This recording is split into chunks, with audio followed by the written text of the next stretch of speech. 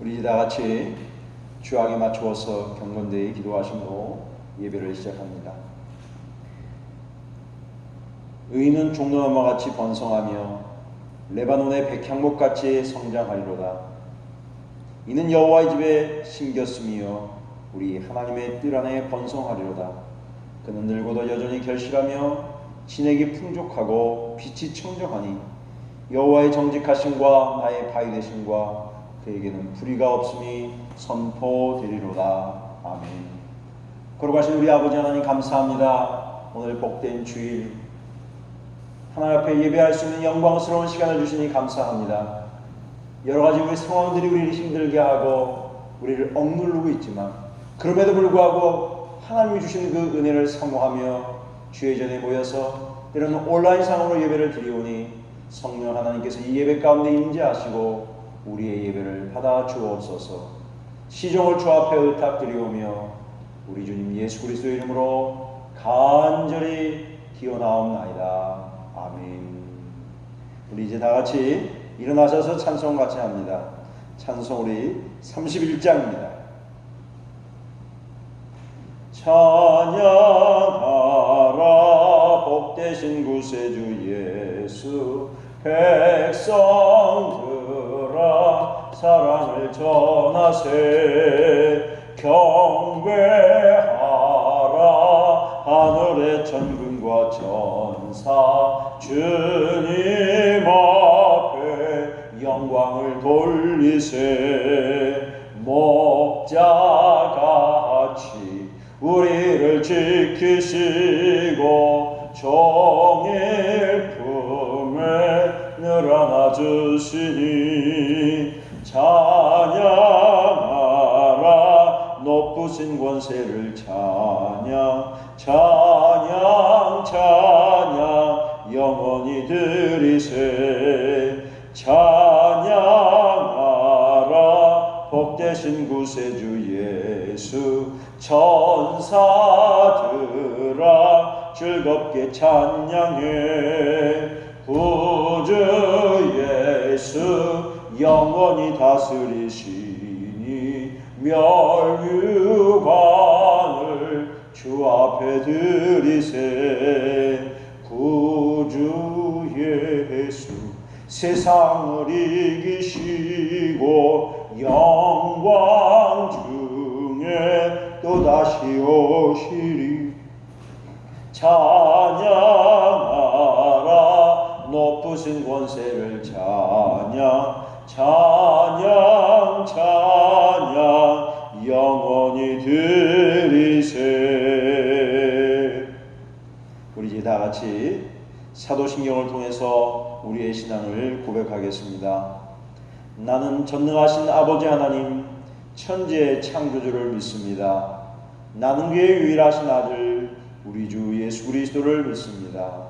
그는 성령으로 잉태되어 동정녀 마리아에게서 나시고 본디오 빌라도에게 고난을 받아 십자가에 못 박혀 죽으시고 장사된 지 사흘 만에 죽은 자 가운데서 다시 살아나셨으며 하늘에 오르시어 전능하신 아버지 하나님 우편에 앉아 계시다가 거기로부터 살아있는 자와 죽은 자를 심판하러 오십니다.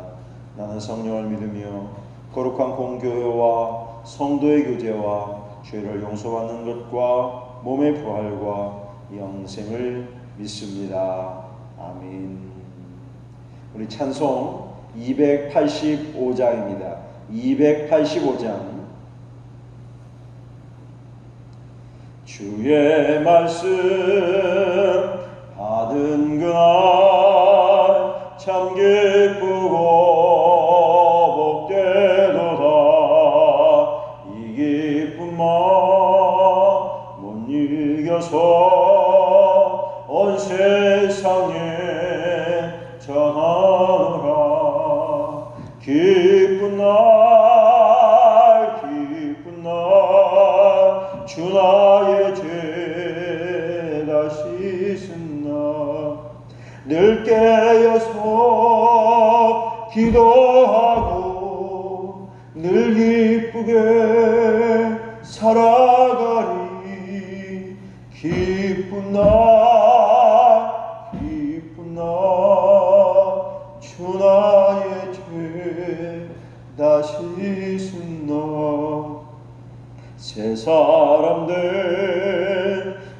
그날부터 평안함만 늘 있어서 이 복된 말 전하는 일 나의 본분 삼았도다. 기쁜 날 주 나의 죄 다시 씻은 날 늘 깨어서 기도하고 늘 기쁘게 살아가리. 기쁜 날 주 나의 죄 다시 씻은 날.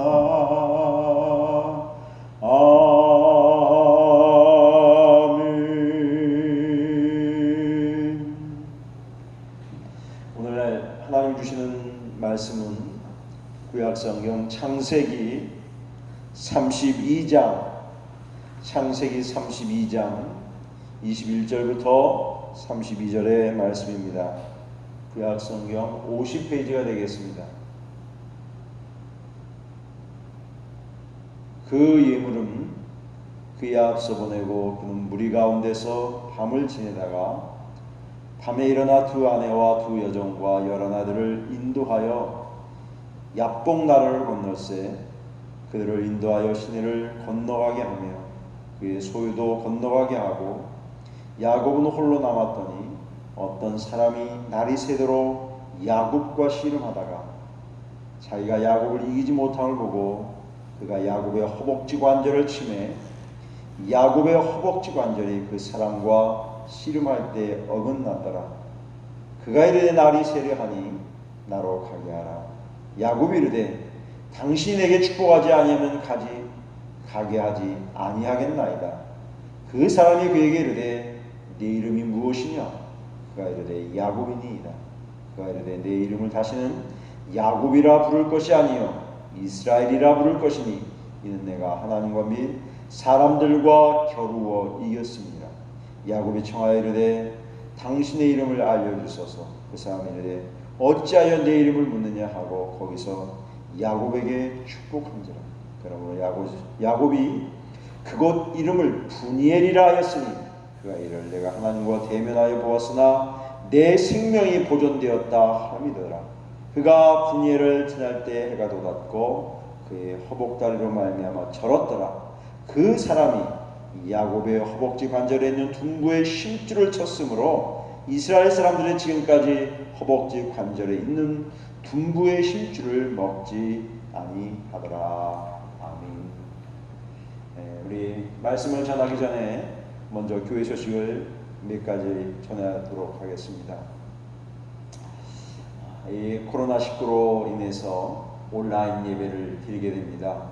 여러 가지 불편하고 힘든 부분들이 많이 있지만 이 어려운 시간들을 잘 믿음으로 인내로 기다리는 우리 모든 응서가족들이 되시기를 바랍니다.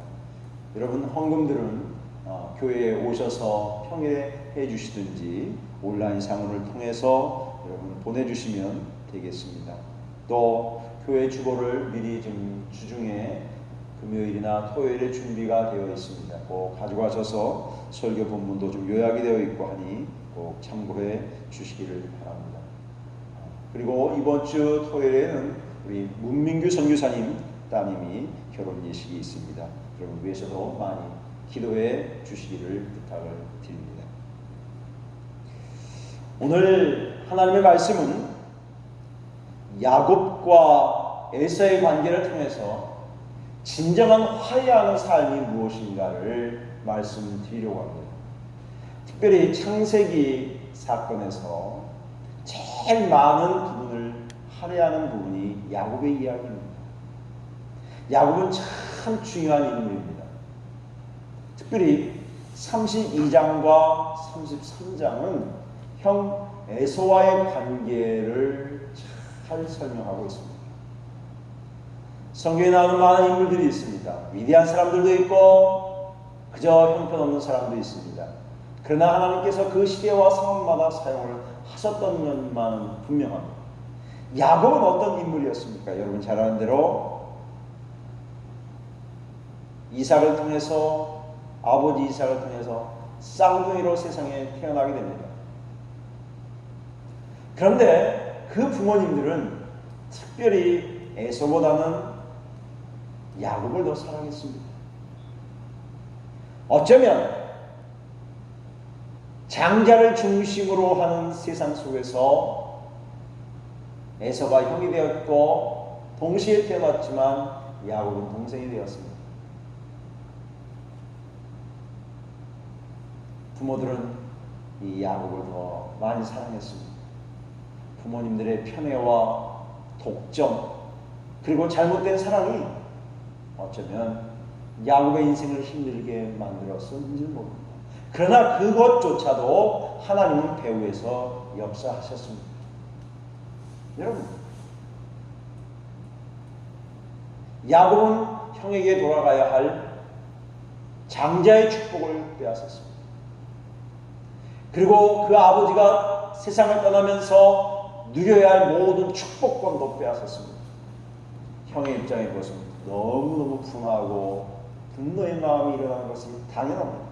똑같은 형제인데, 그래서 에서가 독한 마음을 품었기 때문에 부모들은 할 수 없이 이 야곱을 외삼촌 라반의 집으로 도망가게 합니다.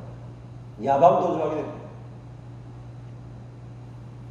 그런데 그 세월이 무려 20년의 세월이 흘렀습니다. 하나님께서는 야곱의 생애를 축복하셨습니다. 그가 하는 일마다 축복하셨고 하나님께서 그의 아내와 그가 하는 일을 복되게 하셨습니다. 야곱은 정말 일만 했습니다. 죽도록 일했습니다. 새벽에 트는 동틀 때부터 해가 지는 그때까지 일만 했습니다. 다른 걸 돌아볼 여가도 없었고 여유도 없었습니다. 그 시간이 무려 20년의 세월이 지났습니다. 참 어떻게 보면 인간적으로 보면 야속한 세월이었습니다.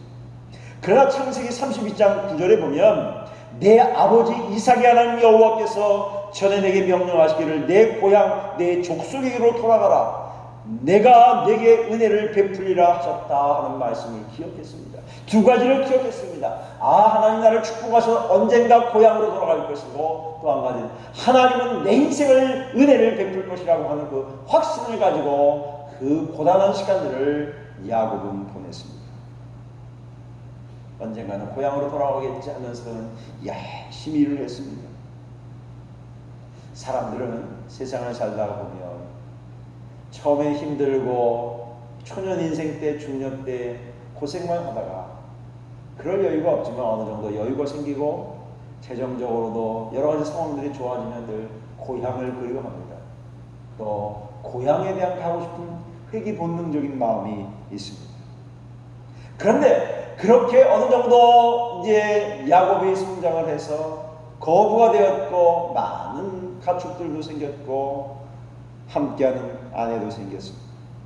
그런데 고향에 가고 싶어도 이 에서 형과의 관계를 복원하지 않으면 돌아갈 수 없었습니다. 20년 만에 돌아가려고 하니까 쑥스럽기도 하고 형에 대해서 미안하기도 하고 죄송하고 여러 가지 마음들이 교차되었습니다. 그러나 야곱은 결단합니다. 이제라도 내가 돌아가지 않으면 영영 고향으로 갈 수 없을 거야 하는 생각을 갖고 그의 식소들을 다 끌고 짐승들과 아내와 함께 형이 있는 곳으로 가게 됩니다. 형에게 돌아가려고 했던 그 즈음에 야곱은 지난 시간들이 너무 주마등처럼 지나갔습니다. 20년의 세월이 마치 영화를 찍는 것처럼 보이게 되었습니다. 형과의 시간들, 어린 시절의 아련한 추억들도 생각이 났고 형과 사이좋게 지냈던 시간들이 생각이 났습니다. 옛 추억에 대한 그리움이 생겼습니다. 야곱은 형이 부르고 싶었습니다. 형님! 하고 하는 그 소리가 마음에 깊이 사무쳤습니다. 얼마나 아련하고 그리운 이름인지 모릅니다. 형에 대한 그리움, 그리고 형에 대한 미안함, 형에 대한 죄송함, 그리고 용서를 빌어야 할 자기의 마음을 노래하고 있습니다. 그래서 야곱은 그 많은 식구들을 끌고 형에게 돌아가면서 형이 지금 어떠한 마음인가 사람들을 보내서 형편을 물어보았습니다. 그런데 형이 아직도 자기를 맞을 준비가 되지 않았습니다. 400명이라는 군사를 준비시키고 있다는 소식을 들었고 그 소식을 들은 야곱은 마음이 흔들리기 시작했습니다. 내가 잘못 결정한 거 아닌가? 내가 왜 지금 왔지라는 생각을 하게 되었습니다. 그러나 이제는 더 이상 머뭇거릴 수도 없고 이미 출발해서 향할 길을 갔기 때문에 다시 돌이킬 수도 없습니다. 마음은 두렵고 떨렸고 과연 내가 어떻게 할까? 형이 만약 나를 용납하지 않고 형이 만약에 나를 받아주지 않는다면 나의 인생은 어떻게 될까? 나의 지난 날의 시간들은 어떻게 보상받을까? 그런 여러 생각들이 교차했습니다.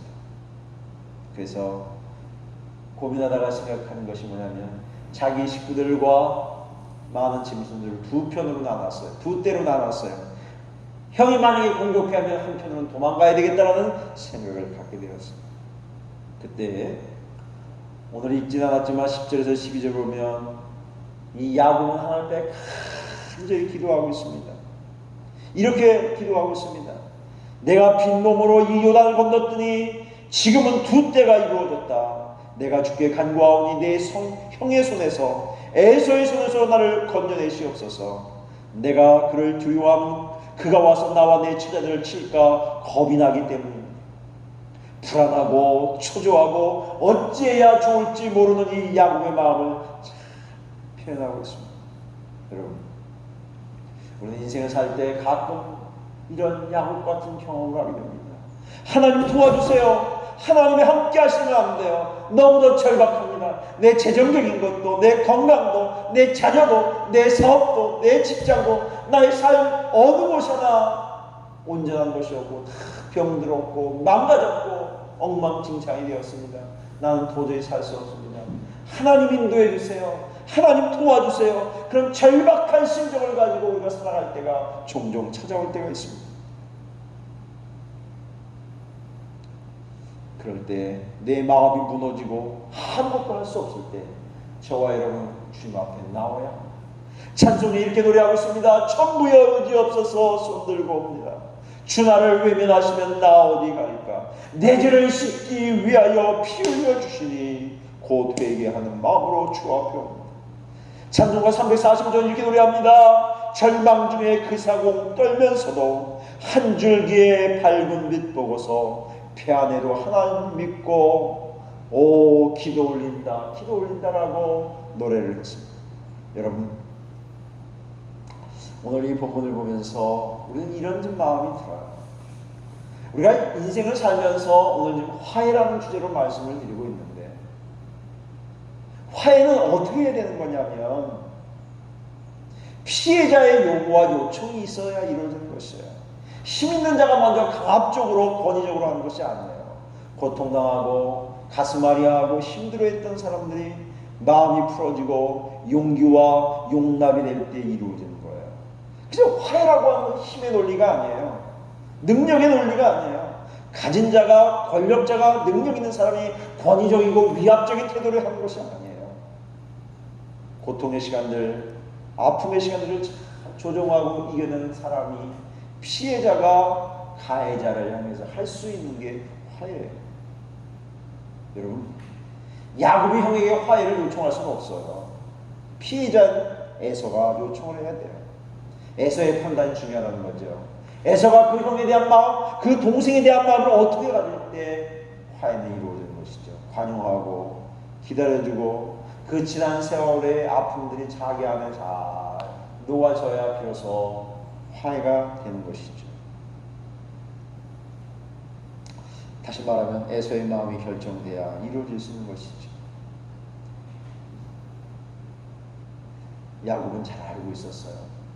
형의 마음을 풀 수 있는 것은 내가 선물이라든지 많은 짐승을 형에게 보내서 형의 마음을 위로할 수 있는 것은 결코 아닌 것이죠. 왜냐하면 형 에서도 거부였어요. 군사가 400명 정도를 거느릴 아주 능력 있는 사람이란다. 그래서 그 선물은 별로 의미가 없어요. 여기에서 야곱이 취할 수 있는 몇 가지 중요한 결단이 있어요. 형에 대한 미안함과 죄송함, 진정성이 있어요. 그리고 이 화해를 할 수 있는 것은 내가 아니라, 내 마음이 아니라 성령님께서 형의 마음을 움직여야 된다는 사실도 너무도 잘 알고 있었어요. 그래서 야곱이 선택한 게 뭐예요?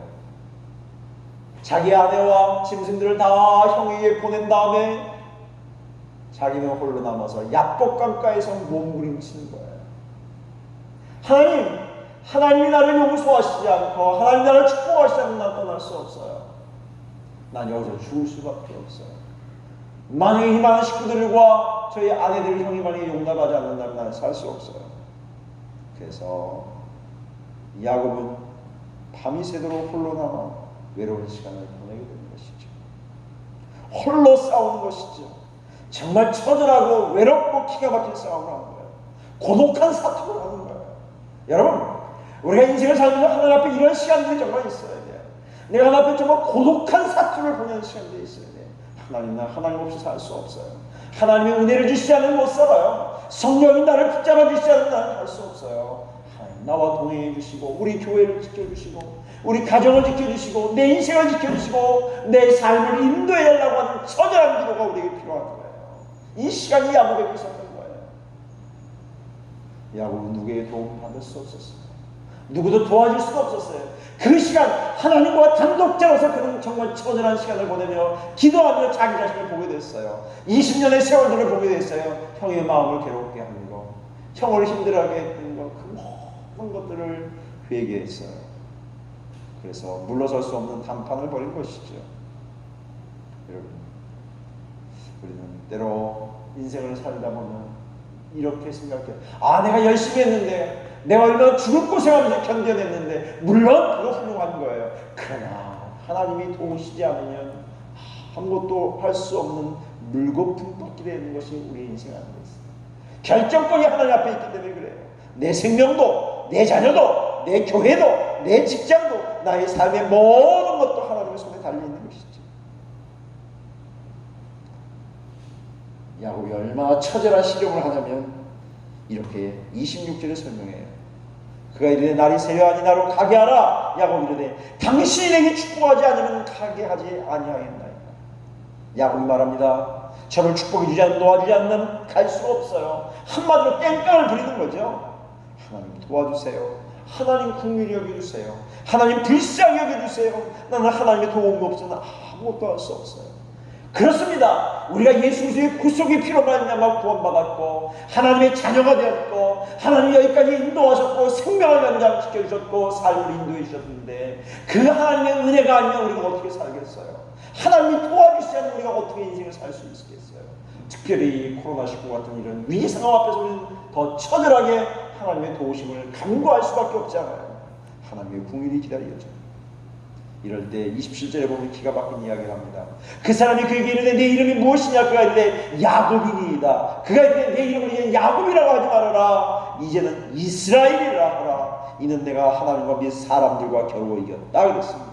하나님이 야곱의 손을 들어주었어요. 여기 중요한 단서가 있습니다. 여기 두 가지 측면이 있어요. 하나님은 하나님과 겨루어 싸워서 이겼고, 하나님은 사람과 겨루어 싸워서 이겼습니다. 여러분, 우리의 관계가 회복되려면 하나님과 싸워서 이겨야 합니다. 다시 말하면 하나님과 관계가 회복돼야 사람과의 관계도 회복된다는 사실입니다. 사람들이 세상 살면서 가끔가다 그래요. 사람과의 관계, 사람과의 관계, 사람과의 관계 이야기를 합니다. 여러분, 사람과의 관계 중요합니다. 그러나 하나님과의 관계가 회복될 때 사람과의 관계도 자연스럽게 회복됩니다. 둘 다 측면이 중요하지만 먼저 순서적으로 하나님과의 관계가 회복되면 자연적으로 사람과의 관계도 회복될 수 있다는 것입니다. 야곱의 이름 무엇입니까? 속이는 자, 발 뒤꿈치를 붙잡은 자. 그런데 이스라엘이 뭐죠? 하나님과 겨루어 이겼다, 언약의 자손이다라는 말입니다. 그래서 그 승리의 장소의 이름을 뭐라고 표현해요? 분이엘이라. 하나님의 얼굴, 하나님과의 친밀한 관계가 바로 그곳에서 맺었다. 오늘 읽지 않았지만 33장 3절 4절을 보면 이제 그의 형이 그를 향해 다가옵니다. 창세기 33장 3절입니다. 자기는 그들 앞에서 나아가서 몸을 7번 땅에 굽히며 그 형 에서에게 가까이 가서 절을 합니다. 에서가 달려와서 그를 맞이하며 안고 목을 어긋맞추며 그에게 입맞추고 서로 울었다 그랬습니다. 이제 진정한 화해가 이루어졌습니다. 그리고 더 기가 막힌 이야기를 합니다. 10절에 내가 형님의 얼굴을 배운즉 하나님의 얼굴을 본 것 같사오니 형님도 나를 기뻐하십니다. 이것이 화해입니다. 형님의 얼굴을 본 것이 마치 하나님의 얼굴을 본 것 같다고 지금 표현을 하고 있습니다. 그렇습니다. 우리는 이 땅에 살면서 참 연약한 인생을 살아갑니다. 내가 잘났다고, 내가 똑똑하다고, 내가 할 수 있다고, 나는 능력이 있다고 뻗팅일 때가 있어요. 난 다른 사람 도움 필요 없다고, 내 실력으로 감당해보겠다고. 그래요, 우리 그런 마음이 소중하긴 해요. 그러나 모든 것을 해결할 수 있는 것은 아니에요. 하나님이 그 가운데 개입하시고 성령님이 그 가운데 함께 하셔서 그럴 때 문제가 해결되고 나는 하나님과 사람 앞에 바른 관계를 설정하며 살아가게 될 줄 믿습니다. 야곱이 진정으로 화해할 때 하나님은 놀라운 기적을 이루어 주었습니다. 이제 하나님께서는 그 야곱을 통해서 이스라엘 12지파를 만들어 주시고 그리고 그 지파를 통해서 세상에 흩어져서 하늘의 별처럼 바닷가에 큰 모래처럼 그 수많은 백성들을 야곱의 자손이 되게 하시는 것이죠. 오늘 이제 말씀을 좀 정리하려고 합니다. 우리 모두는 다 나그네 인생을 살아갑니다. 저 야곱도 그렇게 고백했습니다. 나의 나그네 인생이 참 험악한 세월을 살았다고 표현합니다. 여러분, 우리는 이 험악한 세월을 살아가는 동안에 하나님과 사람 앞에서 좋은 진정한 화해를 관계를 갖고 살아가시기를 바랍니다.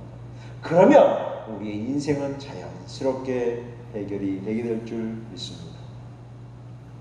오늘 말씀의 결론을 냈습니다. 야곱은 험한 인생을 살아왔지만 하나님의 약속과 은혜를 붙잡아서 승리했습니다. 우리도 고단하고 힘든 세상에 살아가지만 주 예수 그리스도의 은혜와 하나님의 사랑을 붙잡고 살아갈 수 있기를 주의 이름으로 축원합니다. 하나님 앞에서 이웃 앞에서 화해하며 살아가는 복된 인생을 살아가는 능서가족들이 다 되시기를 주의 이름으로 축복합니다. 아버지 하나님 은혜와 사랑을 감사합니다. 오늘 복된 주일 귀한 말씀을 듣습니다. 진정한 화해의 사람 야곱에 대해서 말씀을 들었습니다. 야곱을 통해서 우리에게 가르쳐주는 인생을 알게 하여 주시고 우리가 험악한 세상에 살아가지만 더 하나님의 은혜와 하나님의 능력 안에 살게 하시고 진정 화해자의 삶을 살아가는 복된 성도들이 되게 하여 주옵소서. 이제는 우리 주 예수 그리스도의 은혜와 우리 아버지 하나님의 넓고 높으신 사랑과 보혜사 성령님의 위로와 교통하심이 우리 모두 가운데 함께 계시옵기를 간절히 축원하옵나이다.